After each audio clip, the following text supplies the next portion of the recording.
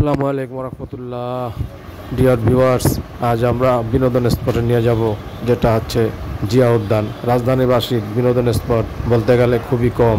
ঢাকা উত্তরে আছে জিয়া উদ্যান, দক্ষিণে রমনা পার্ক, আর হচ্ছে পশ্চিমে রবীন্দ্র সরোবর। কিন্তু লেকের দিকে তাকালে মনে হয় যেন এখানে মরুভূমি চলছে, মরা খালের মতো এটাই ধুকে ধুকে বেঁচে আছে।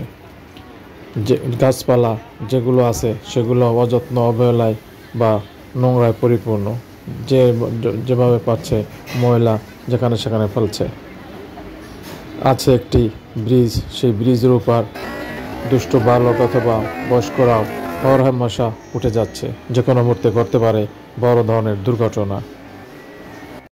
কেউ কেউ আবার সেই ব্রিজের একেবারে উপরে মগডাল উপরে উঠে বসে আছে, যে কোনো মুহূর্তে দুর্ঘটনা ঘটলেই হতে পারে সলিল সমাধি। লেকের পূর্ব পশ্চিমে দুই ধারে স্থাপন করা হয়েছিল ফোয়ারা, দৃষ্টিনন্দন ফোয়ারা আজও সবার মনে গেঁথে আছে। অথচ অযত্ন অবহেলায় এই সমস্ত ফোয়ারাগুলো দিন দিন নষ্ট হয়ে যাচ্ছে লাখ লাখ টাকার যন্ত্রপাতিও। এদিকে কারো ভ্রুক্ষেপ নাই। জিয়া উদ্যানকে পরিষ্কার পরিচ্ছন্ন করে এর বাণিজ্যিক ভিত্তিতে ব্যবহার উপযোগী করা উচিত। লেকের অংশে পানির প্রবাহ বৃদ্ধি করে লেকে নৌকা বা স্পিডবোট দিয়ে এর আকর্ষণ অনেক বাড়ানো যায়। জিয়া উদ্যানে ভাসমান হকারে ভরপুর, জালমেরিওয়ালা, চানাচুরওয়ালা, বেলুন, ফুচকা, তারপরে বিভিন্ন রকম খেলাধুলা, চা, সিগারেট, এমন কোনো জিনিস নাই যে পাওয়া যায় না।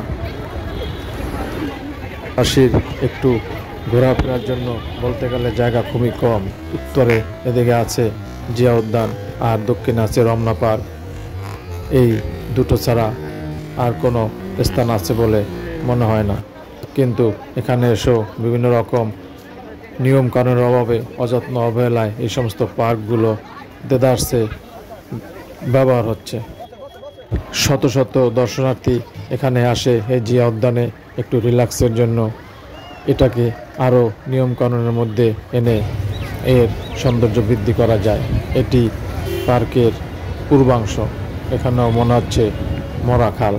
অথচ এর বিপরীত পাশে সংসদ ভবন এরিয়া, সংসদ ভবনের লাগোয়া লেকটি কি ঝকঝক ঝকঝক করে এবং মনে হয় যেন সদ্য যৌবন প্রাপ্ত পানিতে জলরাশিতে পরিপূর্ণ।